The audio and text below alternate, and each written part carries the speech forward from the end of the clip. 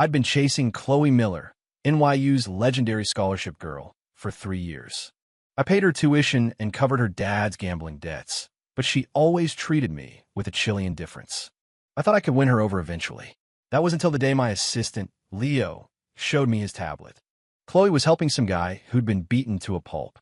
And then, my vision filled with lines of text, a semi-transparent feed scrolling over reality. The main characters are finally getting their reunion. She's been waiting for him for years, ever since he said that one thing to her when they were kids. This is the kind of rags-to-riches redemption love story that really gets you. The side piece will never understand. Besides, the male lead has real grit, building his empire from nothing. The side piece just has family money. He gets crippled saving her later and just gives up on life. It's totally one-sided, anyway. She's not into him. He's just doing all this to guilt-trip her into staying with him. I looked down at my own 2 perfectly healthy legs, and my eyes started to twitch. One eye froze, completely thrown by the bizarre text floating in my vision. Leo, his expression perfectly calm, continued his report, holding up the iPad. On the screen, Chloe Miller was kneeling on the ground, a look of pure terror on her face. Beside her, a man lay covered in blood, a gruesome sight. The commentary feed kept streaming past my eyes. I don't know, Julian's kind of creepy. Why does he have someone secretly monitoring her? That's exactly why she's not into him. Real love isn't about control. He's just leveraging the fact that he pays her bills, knowing she's in too deep to say no. It gives him a free pass to run her life. Totally agree. It's classic moral blackmail.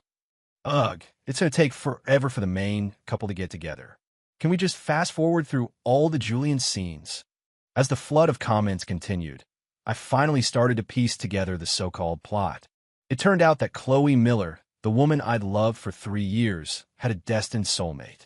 And I was just the one-sided, disposable supporting character, destined for a tragic exit.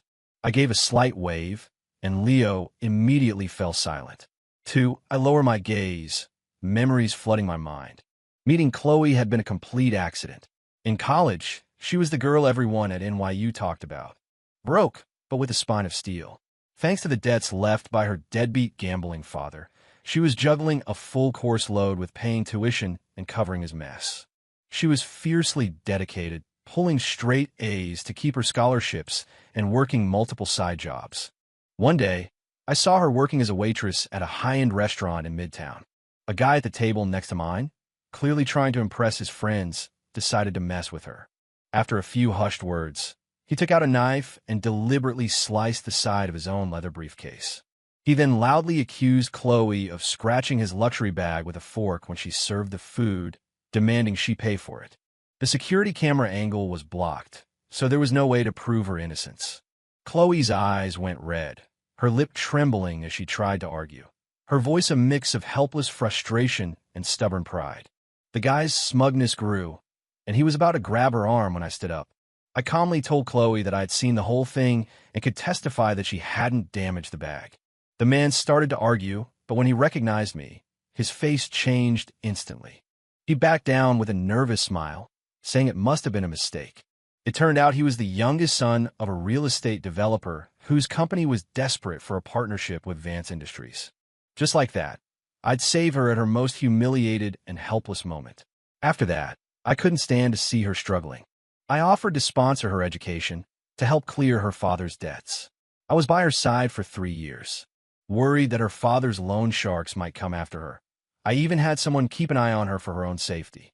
Even so, she rarely smiled at me. She was always composed, almost cold. The only time she ever opened up was when she was drunk. Her cheeks were flushed as she whispered in my ear, "I'm sorry, I'm not good with words, but I'm so grateful for everything you've done." Back then, I truly believed she was just naturally reserved. It turns out she had plenty of passion. It was just all saved for another man, the protagonist of her life.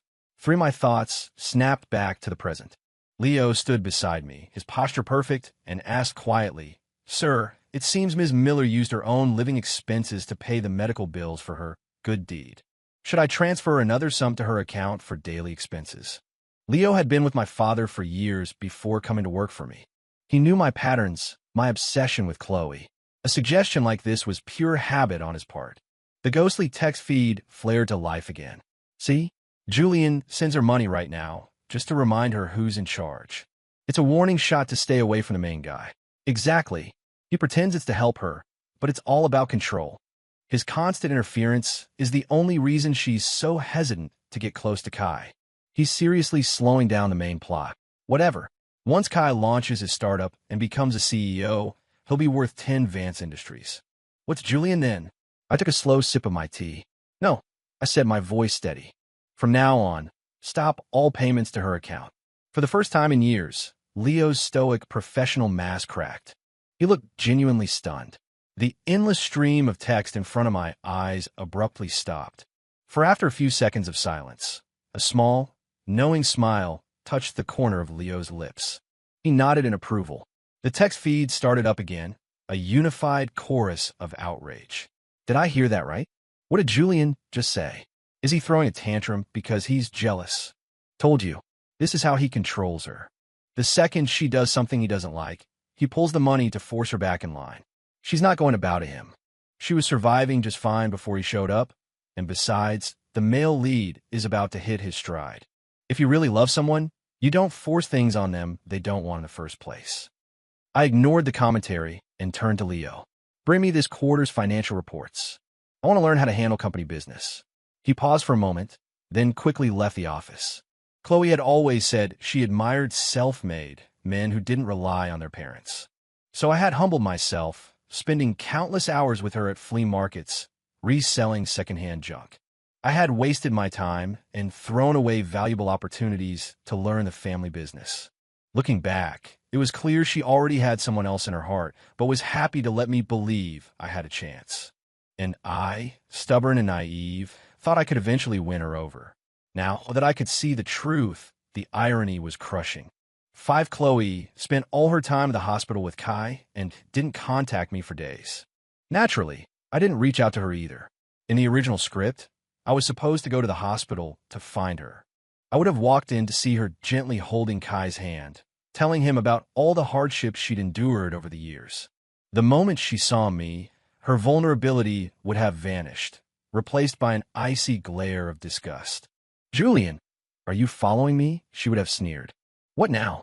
After spying on my private life, are you going to control who my friends are, too? This time, there was no way I was going to interfere. I didn't want anything to do with her drama. So for days, I locked myself in the office, studying management strategies. Even my father remarked on the change, relieved I was no longer obsessed with a woman. Just when I thought I was finally free of that chapter of my life, I saw them again. That weekend, while Leo and I were visiting a subsidiary for site inspection, my dad called. Mr. Peterson had been in a car accident and was in the hospital. 6 to my father. Mr. Peterson was the mentor who had helped him build Vance Industries from the ground up. With my father out of town on a business trip, he couldn't go himself, so he sent me to show our family's respect and concern. I glanced at the address he sent. It was the same hospital where Kai was staying. It felt like some invisible hand called the plot was pushing me right back onto my predetermined path. After getting the message, I took Leo and rushed to the hospital. Thankfully, Mr. Peterson's injuries weren't severe. The driver had swerved just in time to avoid the worst of it. But given his age and a minor heart issue that flared up, the doctors decided to keep him for observation and a few extra tests. After leaving his room, I planned to head straight back to the office. But I saw someone in the hallway, and my feet stopped dead. Chloe stood there in a simple dress, holding a water pitcher on her way back to her room. Her eyes were red and puffy, giving her a fragile, tragic beauty. She'd clearly just been crying. The moment she saw me, she froze. 7, Julian, are you following me? After a long, tense silence, Chloe's voice was like ice. For 3 years, she had always been like this with me. Even though I'd gone against my parents' wishes to pursue her so openly, giving her warmth and support with no expectation of return, she remained cold. In that moment, I finally let it all go. Looking towards Kai's hospital room, I said flatly, sorry. I'm not interested. The text in the air was screaming at me. He is so annoying. He followed her all the way to the hospital and is making up lame excuses. He's just trying to control her life. Chloe had just opened up to the male lead about waiting for him all these years, and then this guy shows up. You can't tell me that's not on purpose. Can Julian just get written out of the show already? He's seriously messing with the main storyline. It's okay. Once he becomes a cripple, he won't have the nerve to bother her anymore. It just sucks that our girl will have to live with the guilt. Chloe stared, momentarily stunned, before her tone turned mocking. For 3 years, you've had your assistant watching my every move. Don't tell me that isn't about control. Your brand of love, Julian, is suffocating. The feed went wild. Yes, she finally said it. Take a hint already, dude. Julian's only got his family's money. He can't hold a candle to the male lead in terms of actual ability. There's a reason she didn't choose him. That's our girl. Just like Kai, she's got a backbone. She'll never bow to money and power. Before I could answer, Leo stepped forward, his tone respectful but firm. Ms. Miller, a little gratitude wouldn't hurt. For 3 years, my employer has cared for you, provided for you, and made sure you never had to worry about making ends meet. You know exactly what he's done for you. Do I really need to list it all out?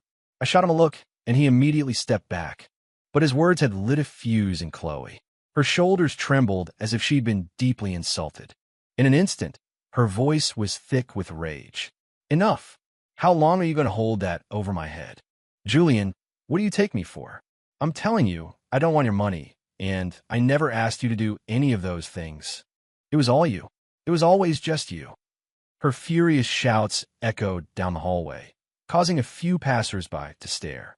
Before, she had only been distant and cold. But now, it was as if years of resentment were erupting all at once. After her outburst, her eyes darted around, and suddenly, all the anger vanished from her face. Kai, what are you doing out of bed?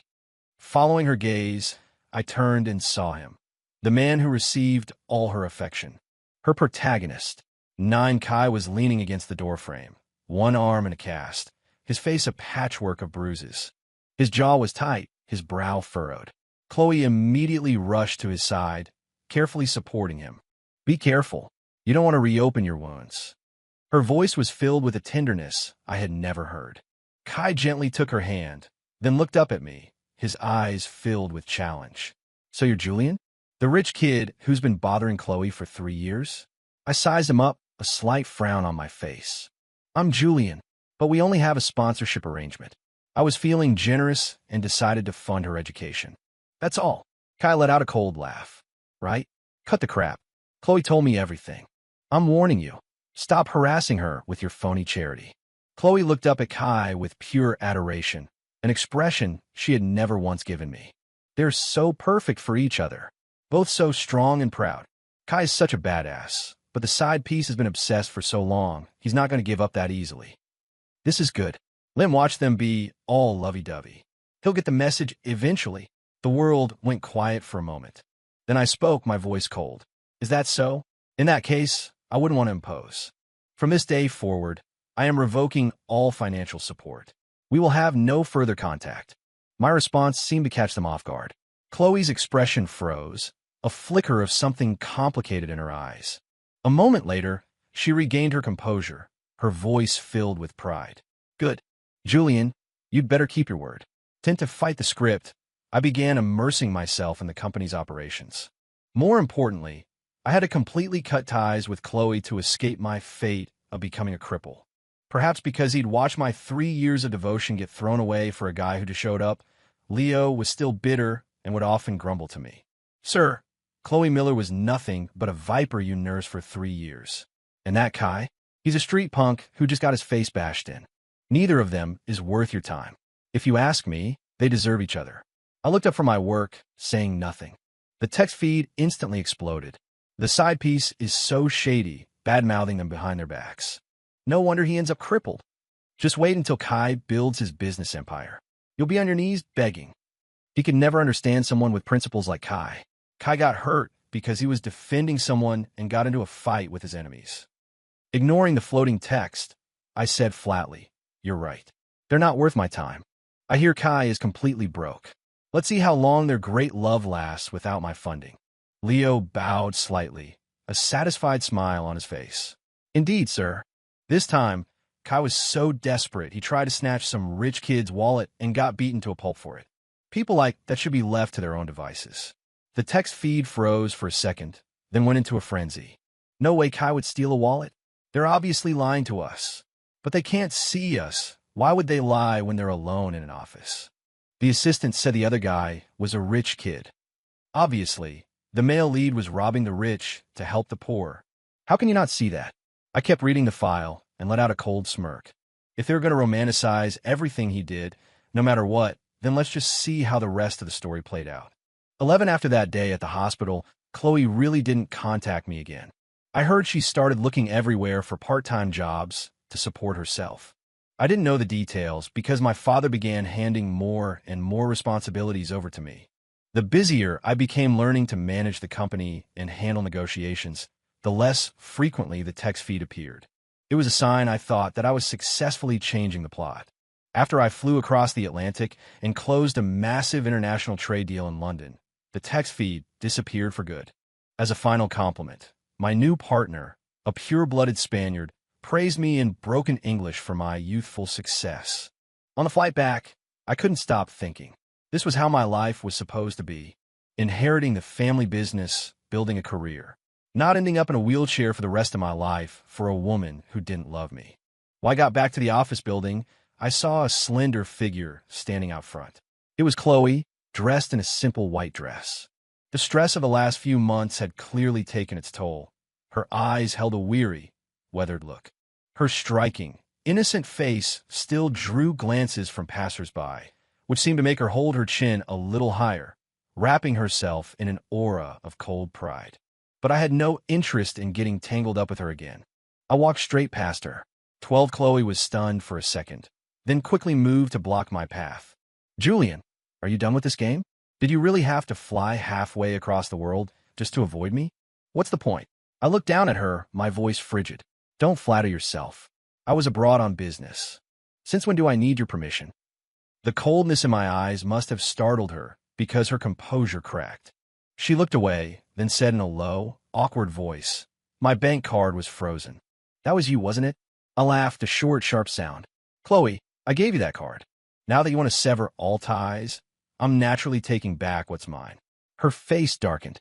You promised you would support me until I graduated, she said, her voice tight with resentment. And now, just because we had one fight, you're using this to make me come crawling back. Julian, if I had known you were this manipulative, I never would have given you the time of day. I scanned her from head to toe. At that moment, the proud, righteous image I'd had of her shattered completely. She wasn't different at all. In fact, she was more two-faced than anyone I'd ever met. Chloe, you're so into that punk Kai, right? I said calmly. If you need money, go ask him. I'm sure he's got it all figured out. She immediately picked up on the sarcasm in my voice. Shut up. Kai's not a punk. He's just going through a hard time right now. Don't you dare look down on him. He's more ambitious and capable than you'll ever be. One day, he'll be more successful than you could ever dream of. Seeing her defend him so fiercely only made my gaze colder. Is that so? Then you can go home and wait for that day to come. Are you going to leave? Or do you want me to call security? She glanced at the uniformed guards standing by the entrance, and it finally dawned on her that I was serious. Her lips moved, but no words came out. Finally, she turned and walked away defeated. 13, it wasn't until I was back in my office that I learned the real reason for Chloe's visit. Leo informed me that her father had recently claimed he was betting one last time and ended up with a mountain of new debt. The loan sharks couldn't find him, so they started harassing Chloe. At first, she managed to make payments by working multiple jobs and selling off the gifts I had given her. But she eventually realized she would never be able to pay it all off that way. As for Kai, his story was supposed to be about building an empire from nothing. Right now, he was at square one with nothing to his name. Years of my support had conditioned Chloe to turn to me for help. That's why she'd been desperately trying to find me while I was out of the country. Thankfully, even now that she had found me, my resolve didn't waver. At the end of his report, Leo took off his glasses, his voice filled with emotion. Sir, the chairman always wanted you to take an active role in the company, but you were blinded by that woman and wasted so much time.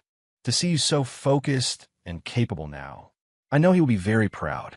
I absent-mindedly stir my coffee, my thoughts drifting. I remember the text feed mentioning that in the original story, I paid off her father's gambling debts yet again. But not long after that, the accident happened.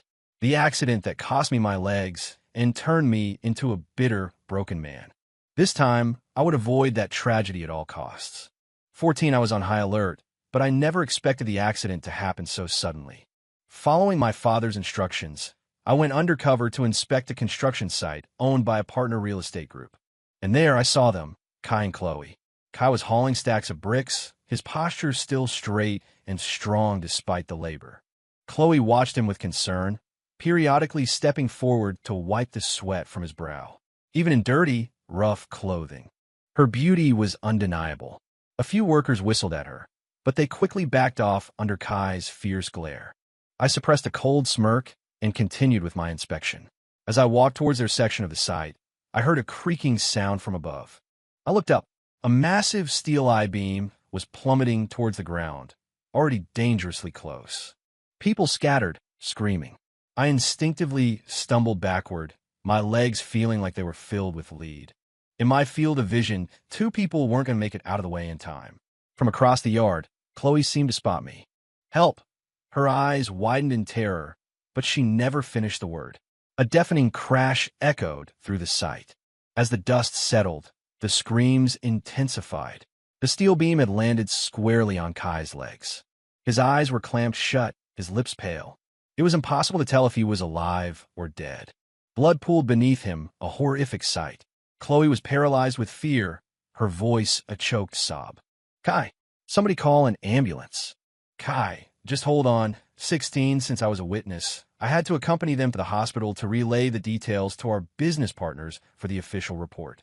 After emergency surgery, the doctors managed to stop Kai's bleeding. But when it came to his legs, the surgeon sighed. I'm sorry, we did everything we could. But the damage to Mr. Evans's legs is catastrophic, including severe nerve damage. Medically speaking, the chance of a full recovery is virtually zero. Chloe stared blankly for a moment, then completely fell apart. How can that be? Doctor, please, there has to be something else you can do. Kai can't be a cripple. He's so young. If he has to spend the rest of his life in a wheelchair, how will people look at him? It's all my fault. That beam was supposed to hit me. It was Kai. He pushed me out of the way. Faced with her desperate pleas, the doctor could only shake his head regretfully. A nurse came to get him for another patient's surgery, and he hurried away. The light seemed to drain from Chloe's eyes, leaving them empty. Then she saw me, and her vacant gaze found a target. Julian, she said, her face grim, streaked with tears. How dare you show your face here? She stared at me, her voice a low snarl. You used to say you loved me. Why didn't you push me out of the way? Why didn't you take the hit? Why is he the one who got hurt? Why isn't it you who lost your legs? By the end, her voice was a raw, ragged scream, her pure and proud image completely gone. When she finally fell silent, I spoke, my tone level. Chloe, who do you think you are to demand anything from me? If it weren't for my past generosity, do you really think someone like you would even have the right to speak to me as an equal?